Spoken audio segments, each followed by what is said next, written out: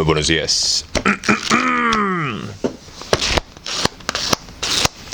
Muy buenas tardes.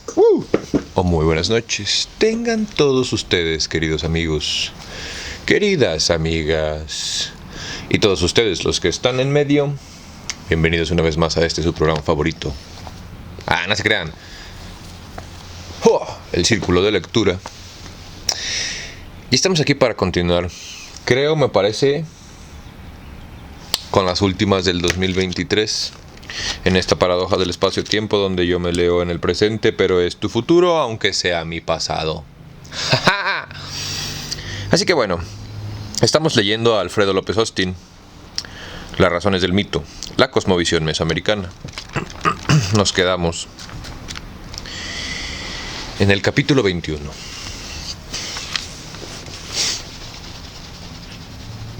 El nahualismo. Muchísimas gracias a ustedes por venir a tu ejercicio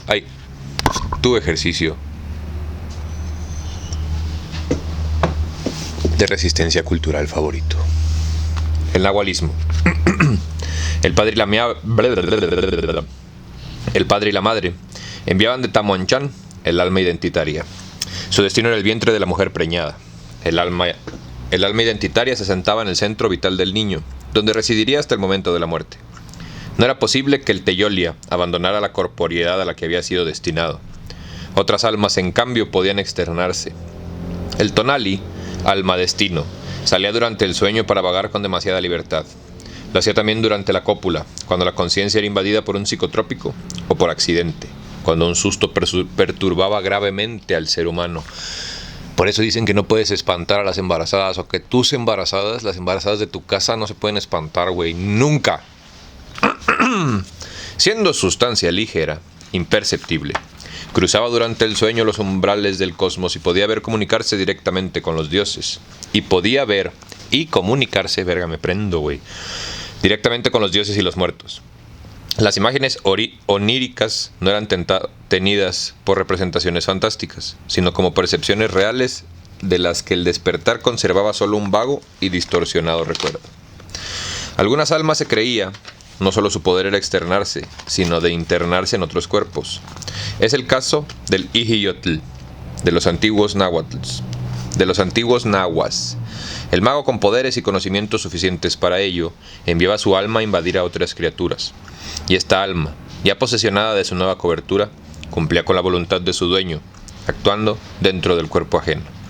La relación es llamada nahualismo, pues se nombra nahuali tanto al emisor del alma como al receptor violentado. Puede suponerse que la creencia en el nahualismo no era rara en una cosmovisión en la que el hombre se creía invadido constantemente por los dioses. Dioses destino, dioses tiempo, dioses enfermedades, dioses inspiradores, dioses enajenantes. Los hombres dioses eran vasos del dios invasor, y cuando invadía el cuerpo de un gobernante, regía a sus súbditos en el depósito mundano. Al menos así lo afirmaban quienes ejercían el poder en nombre del numen. La posesión más drástica era la muerte misma, provocada por el dios que se adueñaba del alma del difunto, para convertirlo en uno de sus agentes en el más allá. La diosa madre terrestre elegía parturientas primerizas, se introducía en ellas, Inpan Moquetza, para convertirlas en diosas. Mosihuaquetzque, perdón si no lo sé decir, güey. Por medio de la muerte en el pacto. Era la muerte que ella había sufrido en el mito. Estas parturientas divinizadas, a su vez, se introducían a los niños pequeños, provocándoles locura o parálisis. Más aún, algunos dioses se introducían en animales. Tezcatlipoca, por ejemplo, solía convertirse en coyote o en zorrillo. Los hombres adquirían el poder de nahualizarse por diferentes vías, y una derivaba de su alma tonali. Ay, me da comezón en la naringa. Era el caso de los niños que habían recibido el tonali del día, uno lluvia. Los nobles podían introducirse y actuar en fieras, aves, rapaces o bolas de fuego. Los plebeyos se manifestaban en guajolotes, comadrejas o perros. Hasta los animales llevaban a tener esa facultad, penetrando en individuos de otras especies. En las creencias populares, el nahualismo Era una temida mutación corporal que se aprovechaban los hechiceros para causar daños. Se asimilaba el nahualismo, por tanto, a otros procesos mágicos de transformación, como el de las Mometzcopinque. De estas mujeres se cuenta que cambiaban sus propias piernas por extremidades de pava, se hacían de alas de petate y salían volando por las noches para matar a los niños de cuna. Sin embargo, la creencia de la transformación del cuerpo del nahuali no parece haber sido compartida por los antiguos entendidos en la materia, quienes suponían la operación a distancia por invasión de cuerpos. Por lo que toca a la visión del nahuali dañino, hay que decir que existen documentos coloniales tempranos que hablan con admiración y respeto de nahualitín, buenos y sabios. Entre estos había unas personas muy distinguidas, como el rey Tzutzumatzin de Huitzilopochtli. En términos generales es posible afirmar que el nahualismo es una de las creencias que han persistido firmemente hasta nuestros días. Sin embargo, debe reconocerse que en la actualidad se concibe el nahualismo en formas sumamente diferentes. Por si esto fuera poco, en algunos pueblos no hablantes del náhuatl se usa el término nahual como si se tratara de una creencia exógena y tardíamente incorporada. Lo anterior ha provocado confusión entre los estudiosos.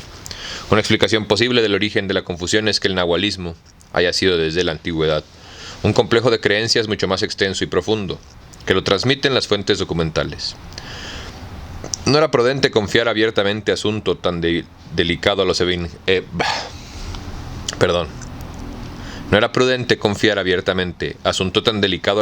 evangelizadores,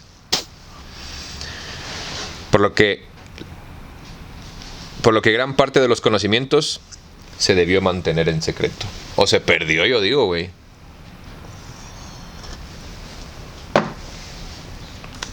En algunas regiones, entre ellas las montañas del sureste mesoamericano, hoy destaca una interesante creencia que ha sido denominada tonalismo. El tonalismo es un vínculo que todo ser humano establece con el alma de otro ser, casi siempre un animal. Pero a diferencia de lo que conocemos del antiguo nahualismo, la relación no pertenece a humanos privilegiados, sino a todas las personas. Esto lo aproxima a la adquisición del alma destino, o tonali, del que deriva su nombre. En pocas palabras, el recién nacido necesita una entidad imperceptible que le proporcione características individuales, y ésta le llega de un animal compañero que, en forma oculta, se aproxima al niño para compartir con él su propia alma. Desde este día, ambos compañeros están ligados por el destino. Si cualquiera de ellos se enferma, el otro también sufre el mal. La muerte de uno ocasiona la del otro. La especie animal con la que se establece el vínculo determina el carácter y correspondiente posición social del hombre. Si el compañero de alma es un jaguar o un colibrí, el hombre será respetado y poderoso. Si es un pobre ratón, el hombre tendrá una condición servil. Fíjate que antes de pasar al siguiente capítulo quiero que platiquemos de algunos sinónimos que encuentro, güey, ¿no? Como esta parte del tonali o los animales que nos acompañan a nuestro nacimiento no somos la única cultura milenaria que lo hace. Pregúntenle a los egipcios, pregúntenle a los chinos, pregúntenle a los hindús, pregúntenle a los sumerios, pregúntenle a los africanos, pregúntenle básicamente a todas las culturas aborígenes, güey, de sus tierras antes de la llegada del crucificado. Pero aguas, porque en África el crucificado estaba antes que nada, güey, ¿no? Entonces ahí cuidado cuando entren a África. Entonces, pero ese tema del nahualismo, güey, ¿cómo hay temas que se repiten a lo largo de la historia del hombre, güey? Y nosotros, los contemporáneos, somos tan pendejos como para decir que hay unas cosas que sí son válidas y otras no, güey, ¿no? Utilicemos los ejemplos de los calendarios, vaya, ¿no? O sea, están los calendarios que utilizamos para medir muchas cosas, pero todo lo que acompañaba como esotérico o espiritual alrededor de los calendarios, eso ya no, ¿no? O sea, esas son las cosas que están raras, güey. Pero creo que sí es importante que veamos que, uno, no somos los únicos que tenemos nahuales, güey, ¿no? O sea, los chinos también lo tienen, ¿no? Con diferentes animales. De hecho, güey, ¿cuánta gente no está súper nerviosa porque el 2024 es el año del dragón, güey, ¿no? Perdón, te digo, y hay muchas especies o muchas razas en la historia de la humanidad que han tenido esta práctica de ligar el alma o la energía del hombre, la fuerza vital del hombre o del ser humano, pues, a un animal, güey, o a un ente vivo, güey, ¿no? Una vez más hablemos un poquito como de los axiomas o los opuestos. Y cómo se ha ido como contemporaneizando, ¿no? A todos los que les gusta este libro, no voy a hablar más. Este libro, punto, que se llama Harry Potter, o las películas, todos ellos también, ¿no? Tienen como que un espíritu o una chingadera que los acompaña. Entonces, ¿por qué en algunos lados sí, por qué en otros lados no? Y esta parte como del nahualismo, una vez más, de las personas que se convierten en animales, lo podemos ver repetida en un chingo de veces, güey. O sea, por ejemplo, los que usaban las togas y les gustaba manosear niños, o sea, los griegos y los romanos, tenían centauros, ¿no? Que eran mitad humano, mitad caballo. Tenían minotauros, que eran mitad persona, mitad toro. Tenían a las... Ay, ¿cómo se llamaba este león con alas? La esfinge, por ejemplo, ¿no? Que es una persona león. Entonces hay muchas como mutaciones del humanoide animal, ¿no? Para acabar pronto, güey, toda la cosmovisión egipcia son humanoides, o sea, se estaban convirtiendo, eran personas animal, son animales que se convierten en personas, por eso tenemos tanta intensidad en que nuestra persona esté ligada a un animal, porque había otro tipo de ser que era mitad y mitad. No lo sé, güey, pero si no lo debatimos, nunca lo vamos a saber. Y si nos vamos ya otra vez, una vez más, como esta parte fantasiosa, fantástica, milenaria, adivinatoria, güey. Los hombres lobo, por ejemplo, ¿no? Los vampiros, inclusive, pero el vampiro no se crean. El hombre lobo sí, yo creo que el hombre lobo podría ser un ejemplo de nahual. Alguien que decide convertirse en otro animal que le da ciertas características para lograr otros objetivos, güey, ¿no? Entonces, verga, ¿quieren que los haga enojar, güey? El papá de Chuy, la paloma, también pudo haber sido un nahual, güey. Zeus, que se convertía en toro para embarazar mujeres, güey. O sea, todos pudieron haber sido nahuales, güey. ¿Sí me entiendes? Si juntamos todas las cosmovisiones, tal vez entendamos un poquito más de la Tierra, güey. Pero ya cállate, barbitas, ponte a leer. Capítulo 22. El equilibrio del cuerpo.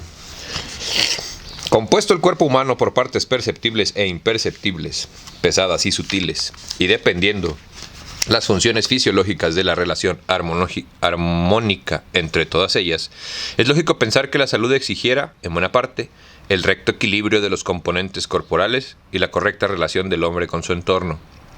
El entorno acababa lo divino. El respeto a los dioses y el cumplimiento del ritual eran reglas obligadas para impedir las enfermedades ocasionadas por su ira. Era similar el cuidado debido en la esfera social, lo que comprendía la sujeción a la autoridad y el trato correcto que daba el hombre a sus semejantes y a los miembros de su familia. Particularmente se debía evitar en caer en estados de vergüenza o en arranques de ira, pues ambos eran propicios para que las entidades nosogénicas se apoderaran del individuo. De esta manera, la enfermedad se convertía en uno de los medios de control moral, puesto que los actos u omisiones impíos o antisociales originaban males en el infractor. A las faltas conscientes se agregaban las derivadas del descuido o la imprudencia, y aún las condiciones o acciones totalmente independientes de la voluntad o el cuidado del ser humano. Simplemente estaba en situación de desequilibrio. Su belleza, por ejemplo, podía atraer la envidia de algún ser invisible que se introducía en el cuerpo para arrebatarla. Era imprudente, por ejemplo, atesorar jades, ya que los dioses de la lluvia los tenían por propios. El poseedor se arriesgaba a contraer alguna enfermedad de naturaleza acuática o a perecer por ahogamiento. La envidia, por otra parte, movía a las mochihuaquetzque, como se ha visto, las mujeres convertidas en diosas. Por haber muerto en su primer parto se convertían en peligrosas agresoras de los niños bellos, y su agresión tenía lugar durante los días del calendario en que estas divinidades femeninas acostumbraban bajar del cielo. La recta alimentación era uno de los factores primordiales para conservar la buena salud. Debían evitarse tanto los ayunos prolongados como los excesos, y la comida debía quedar perfectamente equilibrada en su mezcla de ingredientes de naturaleza fría y naturaleza caliente. El chile, por ejemplo, era considerado de naturaleza caliente. Las frutas demasiado acuosas se estimaban de naturaleza fría. La ingestión debía tomar en cuenta la condición permanente o transitoria de la persona. Hasta nuestros días, una mujer menstruante debe evitar las frutas frías, ya que éstas aumentan la frialdad propia de la regla. En términos generales, sé si cansen de escuchar el pinche camión, güey, perdón. En términos generales, la comida, especialmente la muy nutritiva, como el cacao, la bebida, especialmente la alcohólica, como el pulque, y el descanso eran fríos, porque combatían la fatiga y el hambre, que eran de naturaleza caliente. El exceso de alimentos fríos provocaba o aumentaba las enfermedades frías, el de los calientes, las enfermedades de naturaleza caliente. Las primeras eran causadas por los dioses de la lluvia y del inframundo, y aparecían en el mundo transportadas por los malos aires que brotaban en las profundidades de la tierra. Hinchaban los cuerpos y provocaban dolores agudos. Las segundas provenían del sol. Consumían el cuerpo y causaban dolores ardientes.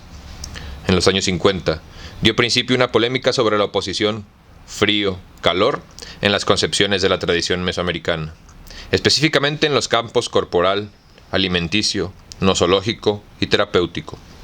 Un prestigiado antropólogo,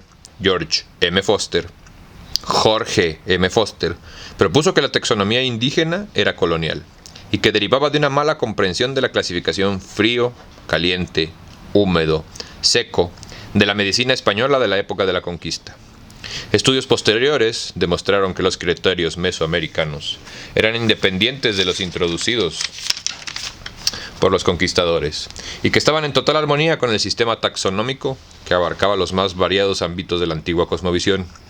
Las actuales investigaciones rectifican esta tesis y aumentaban constantemente la información sobre la antigua base clasificatoria.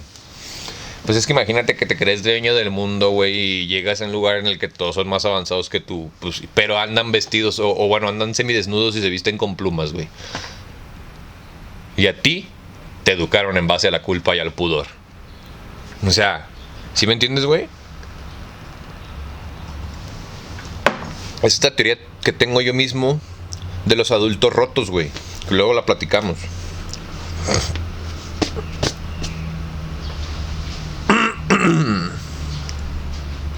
La terapéutica mesoamericana perseguía atacar las causas del mal por medio de la formulación de diagnósticos adecuados.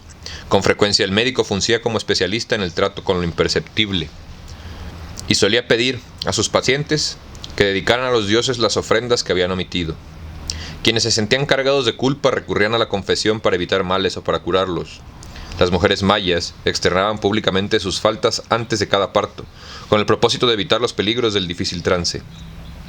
Las medidas curativas con frecuencia consistían en la expulsión de los seres patógenos que habían tomado posesión del cuerpo y la recuperación de las entidades anímicas que lo habían abandonado. En el primer caso puede señalarse como ejemplo la invasión de los pequeños dioses pluviales, quienes gustaban ocupar las articulaciones móviles. ¡Tlalocas! Se los arrojaba por medio de limpias. En el segundo, el alma perdida a causa de un fuerte susto debía ser buscada en el lugar del accidente, donde la impresión había lanzado al exterior. Se suponía que en dicho sitio, al salir, había sido capturada por la diosa terrestre. La entidad presa podía ser canjeada por bienes que se ofrecían a la diosa. Después de la recuperación, se reintroducía en su cuerpo de origen. Los medicamentos eran simples, o compuestos elaborados a partir de productos vegetales y animales y minerales. Así es, Trudy. Su elección y uso se basa en la combinación de los principios médicos, entre ellos el del equilibrio, frío-calor y la experiencia acumulada y sistematizada. Otros recursos terapéuticos como el baño de vapor, se administraban principalmente embarazadas, parturientas y jugadores de pelota. Hoy es posible analizar desde otra perspectiva del conocimiento la eficacia de muchos de los medicamentos indígenas.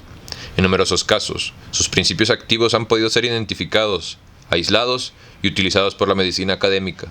Sin embargo, la medicina académica ha perdido la visión del enfermo como ser que debe ser evaluado inmerso en su sociedad y su cultura. O sea, para los que no entendieron, güey, la medicina moderna no está concentrada en el enfermo, sino en el negocio. Y el que no crea que eso está pasando, güey, tómate otra aspirina, por favor.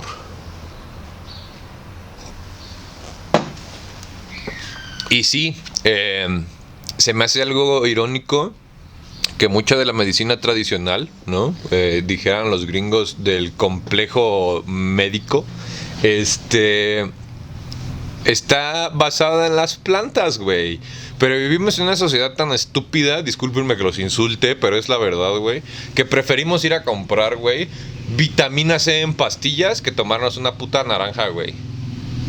Que además preferimos ir a comprar la naranja al supermercado donde tiene un tratamiento donde la pintan con pintura de cera. No me creas, búscalo, para que sea de ese color tan brillante y tan bello, güey. ¿Nunca te has preguntado por qué puta madre las naranjas de los supermercados son tan zanahoria, güey, ¿no? Color zanahoria. Y las naranjas de los mercados, güey, o de las tiendas locales son como un poco más amarillosas y de diferentes colores. O sea, ¿nunca te lo has preguntado, básica? Entonces, así es el pedo, güey. Vivimos en una sociedad, somos un grupo de gente que prefiere ir a comprar en pastilla lo que se puede comer en una fruta, no mames. Pero no, yo sería incapaz de insultarlos a ustedes, amigos míos. Yo solo digo la verdad y la verdad duele. Pero acuérdense que el pendejo es pendejo porque nadie se lo dice. Y a mí, cuando sientan que estoy siendo un pendejo, me lo ponen en los comentarios. O sea, that's así de fácil, güey. Capítulo 23. ¡Ja! Los reinos de la muerte.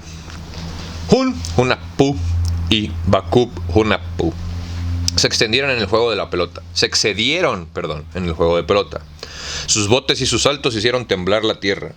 Molestos por el alboroto, los terribles señores de Xibalba los retaron a bajar a su reino y enfrentarse con ellos en la cancha. Los gemelos tomaron sus arreos de juego y descendieron por las empinadas escaleras que conducían al mundo subterráneo, hasta llegar a la orilla del barranco estrecho. A la orilla del río del barranco estrecho. Pasaron las aguas de jícaros espinosos. Llegaron a la orilla del río de sangre, luego al del agua. Fueron vencidos al arribar al cruce de los 4 caminos, el rojo, el negro, el blanco y el amarillo. Pues siguieron la indicación del camino negro cuando éste les dijo que los guiaría. Así, cuando entraron a la sala del consejo, los esperados señores que encontraron eran solo muñecos de madera. Confundidos, los gemelos saludaron a los muñecos, provocando las carcajadas de los verdaderos señores de Xibalba, que miraban ocultos. Siguió todo el resto de burlas y tormentos. Los señores sentaron a los gemelos en bancos de piedra calientes para que se quemaran las nalgas. Los metieron a la casa oscura, luego a la casa del insoportable viento helado, a la de los jaguares, que rugían y se burlaban de los 2 hermanos, a la de los murciélagos que chillaban y revoloteaban, a la de las navajas cortantes y chirriadoras. Hunahpu y Bakub Hunahpu iban pasando las pruebas, pero al final fueron vencidos y sacrificados. La cabeza, cortada de Hunahpu, quedó depositada bajo el jícaro que no fructificaba. El árbol echó entonces abundantes frutos, y una de las jícaras, oculta en la fronda, fue la cabeza renacida de Hunahpu. Ixquic, la doncella de Cucchumaquic, señor de Xibalba, quiso tomar la fruta. La jícara escupió en la palma de su mano abierta y la doncella quedó preñada. De ella nacerían los segundos gemelos, Hunahpu e Ixbalanque, el Popol Vuh. Se los voy a volver a leer, güey, discúlpenme, ya lo tenía aquí en el canal, las historias quichés, pero era cuando lo hacía las cosas al principio y estaba todo mal grabado, discúlpenme, ya lo quité del canal, lo voy a volver a grabar. Yo creo que después de este tengo el coronel no tiene quien le escriba, y después del coronel voy a leer el Popol Vuh, en teoría. El descenso de los primeros gemelos quichés al reino de la muerte fue el preludio de una larga hazaña mítica que culminaría en la apoteosis de los segundos gemelos. El drama cósmico exigió que los héroes viajaran a las profundidades de la tierra. Los hombres recorrían el mismo terrible camino cuando su vida terminaba. No los hombres en su integridad, solo viajaba una de sus almas, la alojada en el corazón. La muerte provocaba que los componentes corporales se disgregaran, y el alma identitaria iniciaba el viaje por el camino frío que la conducía a su limpieza. Toda su historia, todos los vestigios de la individualidad, iban quedando en los tormentos del camino. Los Mixteca, era el nombre que los nahuas daban a los muertos viajeros de las profundidades. Tenían una existencia de 4 años que dedicaban también al auxilio agrícola y a la conducción del sol en el inframundo. Al llegar al fondo, dicen los antiguos documentos, había una pérdida total. El hombre de maíz volvía así a su condición de semilla. Me gusta un chingo, neta, cuando las historias de estos vatos cierran los círculos, güey. Discúlpenme, ya me voy a poner a leer. La verdad, no, y si quieres otro formato, rúmbale. Los nahuas hablaban de la ruta al Mictlán, o lugar de la muerte, como la suerte de casi todos los mortales. La de quienes sufrían una muerte corriente y común. Nada, no es cierto, dice común y corriente. Otros hombres, sin embargo, esperaban un destino diferente al alcanzar un fin meritorio. La muerte gloriosa llevaba a los bosques rojos del cielo del sol, Ixchantonatiu, Ilhuicac. La mitad oriental estaba destinada a los caídos del campo de batalla y a los cautivos de guerra sacrificados al sol. O a las mujeres embarazadas en algunas historias. Su trabajo cotidiano era formar una guardia de honor que recogía al dios en el punto de la aurora y lo elevaba al cenit entre cantos de alabanza. Cuando el cortejo militar llegaba a la altura máxima del curso solar, las mujeres muertas en el primer parto relevaban a los guerreros. Ellas formaban el segundo cortejo, el occidental. Sus méritos eran iguales a los de los militares, pues su dolorosa faena se equiparaba al triunfo de la guerra. Iban hasta el lugar del ocaso, y ahí entregaban al sol a los Micteca, para que lo guardaran y lo guiaran en el mundo frío. La dicha celeste no era eterna, y después de 4 años pasados, las ánimas de estos, de Fucto, se tornaban en diversos géneros de aves de pluma fría y rica y color, y andaban chupando todas las flores ansí, en el cielo, como en este mundo, como los insones lo hacen. Shagún, Historia General, volumen 1. Otro destino, privilegiado, se reservaba a quienes morían en los dominios de mi papá, del dios de la lluvia. Eran los fulminados por el rayo, ahogados, enfermos de la piel, bubosos, hidrópicos, tumorosos, en fin, los que al momento de la muerte estaban ya en posesión de los seres pluviales.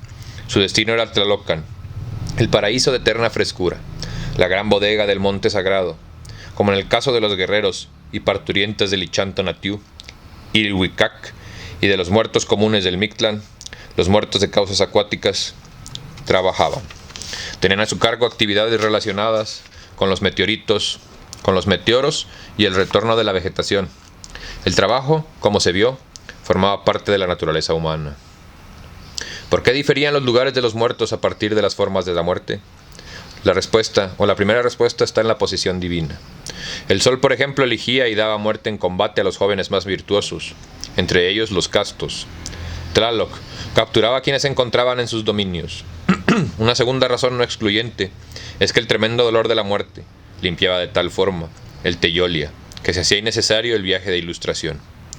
Las almas pasaban directamente a la gran bodega o a la copa del árbol florido. Hoy se dice que las penas del parto llevan de inmediato a las jóvenes muertas a la casa de las parteras celestes. Además, las muertes meritorias y los gozos prometidos respondían a los ideales de una sociedad militarista. Los lugares de la muerte eran de cualquier manera sitios en que el Teyolia se liberaba de la basura de la vida. Parte de la basura era de deuda. Se habían consumido en vida los frutos de la tierra, cargados de los nutrientes fríos de la muerte. El pago era la entrega del cuerpo.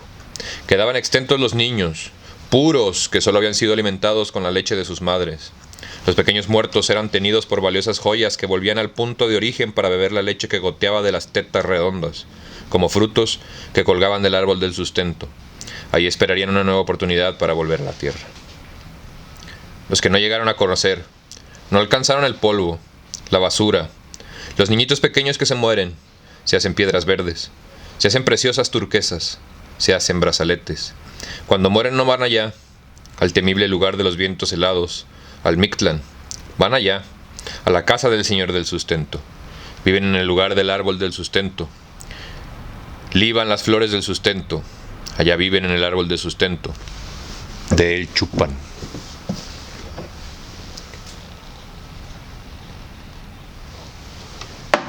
Igual, güey, una vez más. ¿Cuántas culturas milenarias, güey? De las cuales vas y pagas para que te enseñen a estirarte, por ejemplo, güey, ¿no? Crean en la reencarnación, güey. ¿Cuántas de esas culturas milenarias, por ejemplo, se pintan un puntito rojo en su frente para el tercer ojo? ¿Cuántas de estas culturas milenarias creen en el uso de diferentes palabras parecidas al karma para hablar de la transición entre la vida y la muerte, güey. ¿Cuántas de estas culturas milenarias conoces y están del otro puto lado del mar, güey? ¿Y qué te falta a ti, mexicano, para darte cuenta que tu cultura es igual de milenaria, igual de interesante e igual de rica que todas estas versiones? Una vez más, creo que si empezamos a debatir que en vez de dividir para ver quién tiene los imaginarios o a los amigos imaginarios favoritos, empezamos a juntar y a preguntarnos por qué coinciden tantas cosas, vamos a poder encontrar respuestas mucho más rápido de las que estás todo pendejo buscando en la Biblia desde hace 2024 años. El culto a los dioses. El culto divino fue una comunicación siempre posible, siempre difícil, con frecuencia terrible. El hombre era el ser privilegiado, y el compromiso adquirido para tal condición debía cumplirse por vías rígidamente prescritas. Las fuentes documentales proporcionaban información suficiente para percibir distintas esferas de culto. Una íntima era la del individuo con los seres imperceptibles, relación que algunas veces llegaba al voto sacerdotal temporario inclusive al pacto místico. Otra, familiar, giraba en torno a los altares de la casa, el campo de cultivo y el taller. La tercera abarcaba los actos conjuntos de las comunidades gentilicias en las que radicaban los derechos a la tenencia de la tierra y el ejército profesional. Se veneraba entonces al patrono de la comunidad, al Calpulteotl, entre los nahuas, con fiestas públicas costeadas por los miembros del barrio, en sus propios templos y bajo la dirección de sus propios sacerdotes. El culto de las comunidades gentilicias incluía los ejercicios cotidianos de todos los jóvenes en los templos escuelas. La cuarta esfera de culto descansaba en la antigua idea de la delegación del poder divino en los gobernantes. Las distintas unidades políticas de las poblaciones pequeñas de las ciudades celebraban, dirigidas por los reyes, grandes ceremonias en las que participaban ritualmente los distintos sectores de la población, con recursos tributarios y oblatorios generales. Dado que se concebía la activa presencia divina en todos los ámbitos de la vida individual y social, en ocasiones no es posible delimitar claramente los campos de acción de lo religioso. Desde épocas tempranas, el poder político había absorbido al sacerdocio y a la milicia, de tal manera que los diferentes cargos estaban articulados. Los titulares del poder desempeñaban con frecuencia funciones de naturaleza administrativa, judicial, militar y de culto. El gobernante supremo, por ejemplo, regía políticamente, era juez supremo, dirigía los ejércitos y oficiaba en las grandes ceremonias religiosas. En tal contexto, no es posible imaginar vida individual desligada del credo y los ritos generales. Más aún, una falta o un error en las prácticas devocionales podía acarrear al infractor penas severísimas.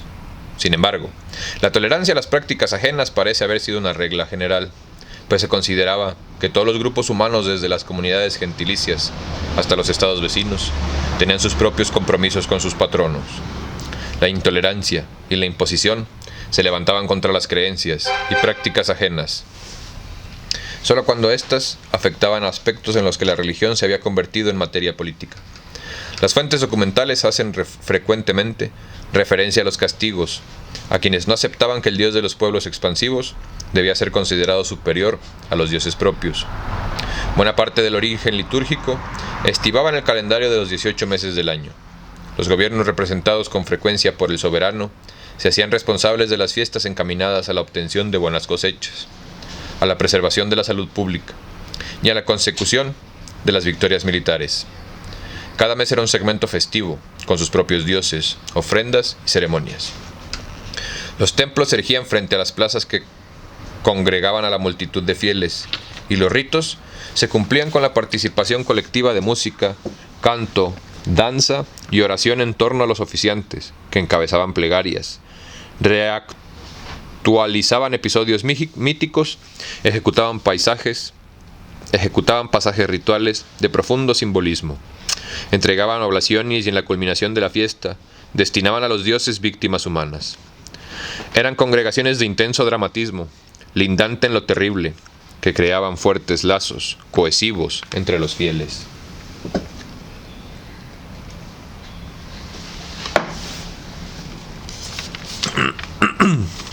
Los dioses recibían como alimento el humo de resinas Los dioses recibían como alimento el humo de resinas aromáticas, copal o pom, y de tabaco, las primicias de las cosechas, los perfumes de las flores, el aroma de las viandas y los cuerpos de codornices, guajolotes, serpientes, mariposas y otros animales. En todas las esferas de culto era habitual la ofrenda de sangre de los fieles. Los devotos se punzaban los molledos, se traspasaban la lengua, pene y orejas, o herían sus párpados para entregar a los dioses tanto su sangre como los instrumentos del autosacrificio. El alimento más preciado, sin embargo, era la vida del hombre. Las víctimas solían ser enemigos capturados en campaña. Algunos ritos exigían, sin embargo, miembros de la propia sociedad ofreciente. Entre ellos los niños, para propiciar las lluvias, ancianos, mujeres en un caso especial, de una de las familias más distinguidas, o personas con alguna particularidad física, como enanos, jorobados o albinos. La muerte podía ser precedida por un juego de pelota o un combate semejante al enfrentamiento gladiatorio, en el cual la víctima estaba escasamente armada. La forma más común de ocasión era la extracción del corazón. La víctima era acostada de espaldas sobre una piedra en forma del cono truncado para que el sacerdote abriera sus entrañas con un cuchillo de pedernal. Sin embargo, variaba la forma del sacrificio según el significado del rito. La muerte también podía darse por degüello, flechamiento, estrangulamiento, evisceración u otros medios. El cadáver, por razones similares, podía ser decapitado, precipitado desde las alturas del templo como en Apocalipto, descuartizado o despellejado, pues la piel servía como cobertura a un sacerdote en paisajes litúrgicos subsiguientes. El cuerpo podía cocerse. Los pedazos de carne se repartían entre los fieles y estos los consumían para comulgar con los restos sagrados. De ahí viene el pozole, mis ñeros. No se consideraba alimento divino a todas las víctimas. Muchas de ellas eran previamente convertidas por medio de un ritual en imágenes vivas de los dioses. Esto sucedía con frecuencia con esclavos que, tras ser limpiados de su impureza, eran ataviados como los númenes, tratados como tales y llevados, como recipientes de la fuerza divina, a correr la misma suerte que los dioses habían sufrido en el momento de la creación. Al poseer los cuerpos de las víctimas, los inmolados eran los dioses mismos, que se rejuvenecían al reafirmarse en el ciclo de la vida y de la muerte. Las evidencias más antiguas del sacrificio humano preceden a la existencia de las sociedades agrícolas. Se encontraron en el valle del Tehuacán, en una fase fechada entre 6000 y 4800 AC. Los testimonios más tempranos del canibalismo pertenecen al preclásico, 700 y 500 AC, y corresponden a una aldea de Tetelpan, en lo que ahora es el Distrito Federal de México. La práctica del sacrificio humano aumentó con el militarismo en el posclásico, cuando la región fue usada como pretexto para sojuzgar a pueblos más débiles. La obligación de alimentar a los dioses y la conversión de la labor bélica en misión de los pueblos elegidos hicieron que los mayas de Chichén Itzá, los tarascos y los mexicas elevaran considerablemente el número de víctimas. No llegaron, sin embargo, a las enormes cifras que registran las fuerzas coloniales, proclives a justificar otra conquista y otra imposición religiosa, la de los europeos. Fíjate que aquí sí vamos a hacer un paréntesis, güey. Número 1. Estos periodos de los que habla este güey se les llamaban las guerras floridas, o bueno, el más popular son las guerras floridas, y la banda se ponía de acuerdo, güey. O sea, yo voy a tu barrio y te digo, bueno, vamos a romper la madre, les llevo un chorro de comida, les llevo esclavos, güey, les llevo mujeres, y te digo, nos vemos en 6 meses, güey. Yo quiero que estés en tu mejor forma, para que te pongas bien pilas y pongas a tu gente a entrenar, y para eso te traje un chingo de comida y te traje mujeres y esclavos para que los que se mueran los puedas sustituir con esta raza, güey, y tu pueblo no sufra, güey. Primero, ¿no? Ya se rompían la madre, bla, bla, bla, bla, bla, y los capturados, bye, ¿no? Pero lo que sí, cuando habla de cómo se sacaban el corazón, güey, no era nada más sacarse el corazón, porque el corazón, vaya, para la cosmovisión el corazón era muy importante, ¿no? Básicamente es la máquina que hace girar y funcionar al ser humano, y ellos lo sabían. O sea, ellos sabían que de todo lo que hay en el cuerpo, sin corazón no hay cuerpo. Entonces, los acostaban y les abrían las costillas, güey, por aquí abajo. Entre creo que la tercera y la cuarta les abrían. Y le metían la mano. El objetivo de hacerlo así, güey, deja todo el sufrimiento. Imagínate nada más el pedo que sería romper el esternón, que es uno de los huesos más duros de tu cuerpo después del cráneo, para sacar el corazón, güey. O sea, es una estupidez pensar que se hacía así, güey. Entonces le hacían un hoyito con el cuchillo pedernal, en efecto, a las costillas, metían la mano para sentir el corazón palpitar, porque esa es la fuerza vital del hombre. Y la idea era sacar el corazón del cuerpo mientras todavía estaba palpitando y poderlo poner en el fuego mientras todavía estaba palpitando. Se tenía que hacer con una operación quirúrgica muy particular, porque si no se te muere el culero que está en la mesa, y si se muere el corazón deja de palpitar, y todo este objetivo pierde, güey, ¿sí entiendes? Entonces, pues eso es lo que yo sé. Alfredo López Austin está muy bien enterado, pero creo que esta visión que tenemos del sacrificio tradicional en México está súper pendejo, güey. Y les recuerdo que históricamente, y lo presumen, ¿no? Los únicos que se vanaglorian de un sacrificio humano son los que usan una cruz en el pecho, güey. Le clavaron las manos a su profeta en vida, ¿sí me entiendes? Y él no quería, ¿no? Él estaba encarcelado, después se sacrificó por tus pecados. Entonces, si vamos a hablar de culturas que creen en el sacrificio, hablemos de las culturas correctas. Estos sacrificios eran diferentes, güey, porque era un pedo como en la película de Vikingos, güey. Digo, en la serie de Vikingos, cuando la gente se acercaba y era como un honor, güey, ¿sí me entiendes? Completar el ciclo de tu vida entregándolo todo, no todos lo pueden hacer. Y era una cuestión de decisión, excepto en periodos como los que ya hablamos de las guerras floridas. Si estoy equivocado y alguien sabe más que yo, por favor hágamelo saber. Y creo que, pues nada más para hacerla de pedo, porque quedan 5 capítulos, que no están tan largos porque trae un glosario bastante grande. Nos vemos a la próxima.